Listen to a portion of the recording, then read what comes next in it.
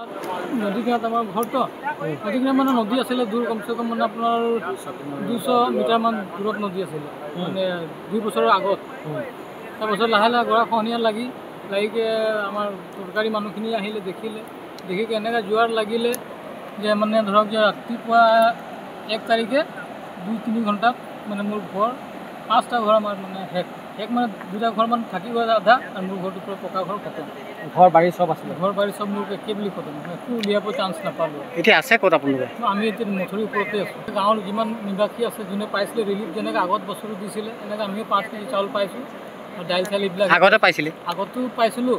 এই ঘৰ বাৰী খহি আৰু জেগাটো আমাৰ END ডিপাৰ্টমেণ্টে একো চোৱা মেলা কৰা নাই। এতিয়া যিখন মানে আমাৰ ঘৰ ৰক্ষা যেনেকুৱা কৰিব লাগে সেই এতিয়া যেনেকুৱা আমাৰ কাম কৰি খোৱা মানুহ বৰ্তমান এই আমি এতিয়া কাম কৰিবলগীয়া হোৱা নাই। যেনেকৈ মাথৰি বানত ৰখি আছোঁ গভৰ্ণমেণ্টৰ আমাৰ এই তিনিআলি এই ঘৰ সাজিকে আৰু যেন তেন কি দিছে এইখিনি আপোনাৰ সন্তুষ্ট নে? চৰকাৰে কি দিছে? চৰকাৰে আমাক এতিয়ালৈকে একো সা সুবিধা কৰা নাই।